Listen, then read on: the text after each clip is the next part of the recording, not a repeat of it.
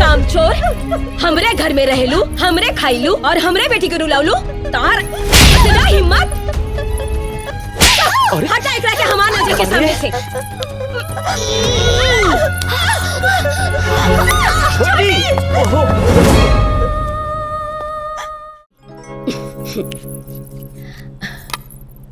Heer, yes madam. Client भेजा। जाई madam. जाई। चले।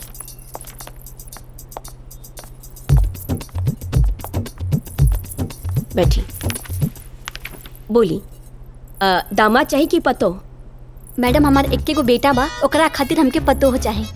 ये तो बहुत अच्छा बात। एगो बेटा? हाँ त रउआ के बेटा का करेलन? इंजीनियर बाड़े। इंजीनियर? अमेरिका रहेले। अमेरिका? 7 समंदर पार? अच्छा एक बात सच सच बताई, रउआ के बेटा के जिंदगी में कोनो अंग्रेज मेहमान तो नहीं खे ना? ना ना मैडम जी, हमार बेटवा ऐसा वैसा नहीं खे। ये तो बहुत बढ़िया बात बा। तलाई आपन जन्म पत्री दिखाई। हमार जन्म पत्री? हाँ। वो का है? अरे आजकल के जमाने में सास बहू के जन्म पत्री मिलावल बहुत जरूरी बा। लेकिन तो फिर भी भगवान के नाम पर एडजस्ट कर लेवेलन, पर सास बहू ना, बिल्कुल ना। अच्छा, ये देखी, राउर इंजीनियर बेटा खातिर ई लड़की बिल्कुल सूटेबल बिया। इनका से एक बार मिली है ना तो हमरा के हमेशा याद रखब। एकदम चांद जैसन बिया। लड़की तो निम्मन बिया, लेकिन ई स्लीवलेस तो ना पहनेली। काहे कि लड़की तो हमके मॉडर्न चाहिए, लेकिन इतना भी मॉडर्न ना चाहिए कि रिश्तेदार समाज में हमार बदनामी होखे। लड़की तो ऐसे चाहिए कि बड़ बुजुर्ग के सामने अपन सर ढक के रखे। हाँ तो ये लड़की कैंसल। ये देखी, ये डॉक्टर बिया। डॉक्टर? वो गोल गोल रोटी? अरे वो गोल गोल रोटी भी बनाई, जॉब भी जाई, घर भी संभाली, बुझली? ना ना, ये ऑफिस जाए तो हमारे घर का देखभाल के करी और हमारे बेटवा का ख्याल के रखी। अगर ये बात है तो ये लड़की भी कैंसल। हम आपके ऐसा लड़की ढूंढ के देहब जे आपके मन मुताबिक होके, जे स्लीवलेस ना पहनी, रोटी गोल गोल बनाई, सुंदर भी होके, मासूम भी होके, कम उम्र के होके, ऊपर से अच्छा खानदान के भी होके और साथ साथ गूंगी भी होके। एकदम सही। लेकिन आजकल ऐसा लड़की कहाँ मिलेली? अब ऐसा लड़की ढूंढे में तो बहुत टाइम, समय और पैसा लगेला।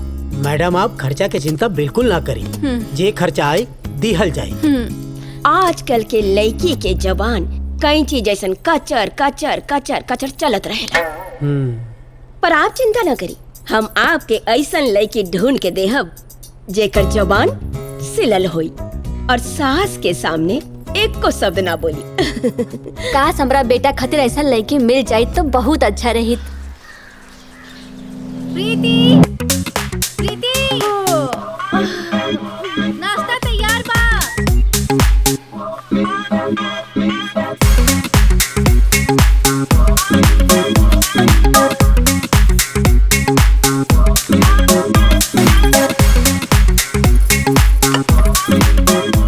अरे तनी आराम से खा, कैसे खाता रू?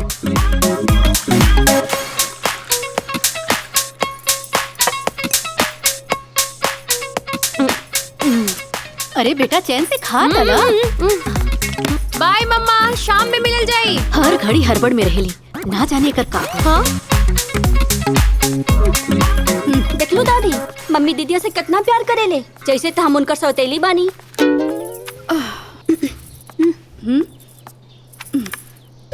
का रे? हाँ? कौना धातु के बनल बाड़ी तोर बेटी? हाँ? ओकरा के त लड़की ना लड़का होवे के चाहत रहे, जब देखा भागत रहेली। हाँ माँ जी, पता ना कौना नक्षत्र में हमरा पेट में जन्म लिहलस। ओकर बोली चाल ढाल कुल लइकन के बा। अम्मा जी के करी ओकरा से बिया? अरे 4 गो लइका ओकरा के बियाह से मना कई के गईल। अब भगवाने जनी है कि का होई ओकर। और क्या बियाह की तैयारी कैसे चला था? कुछ जरूरत होगी तो बताइए।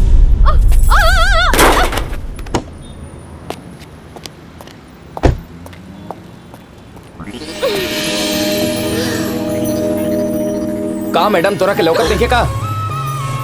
हमरा के नहीं लौकत और तोरा के तो चाइनीज आग से ढेर लौकता। हे मैडम ज्यादा मत बोला। बेटा ढेर अड़बड़ेला ना मार के एजा ढेर कर दे।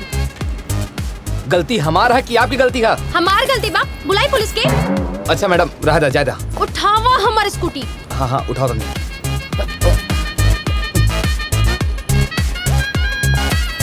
आज चले पता नहीं कहाँ से गाड़ी चलावे आवेला ना और चलते ले गाड़ी चलावे पागल। तोरा के तो हम बताई तू मस्ती से बैठल बाड़ा और हमके चिल्लात रहली। हाँ हाँ ठीक बटे, अब तू पहले घर चल। चल चल निकल।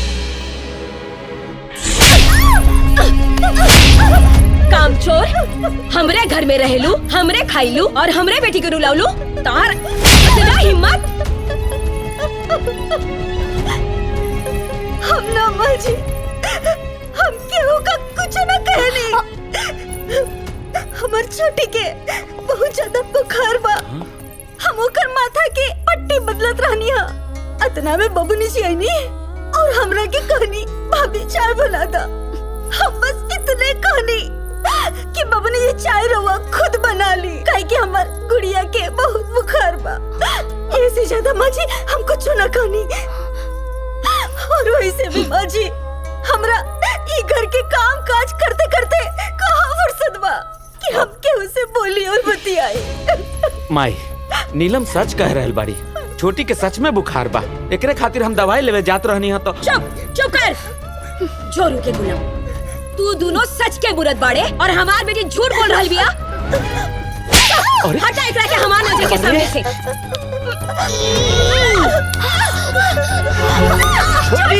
ओहो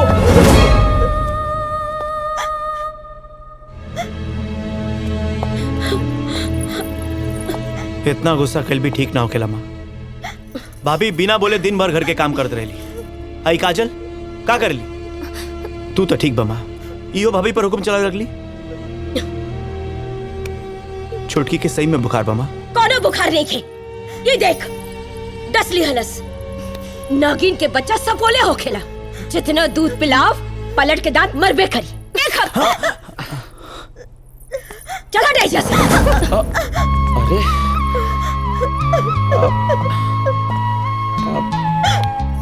चिंता जिन कर, हम तुरंत दवाई लेके आवता नहीं, सब ठीक हो जाए। हाँ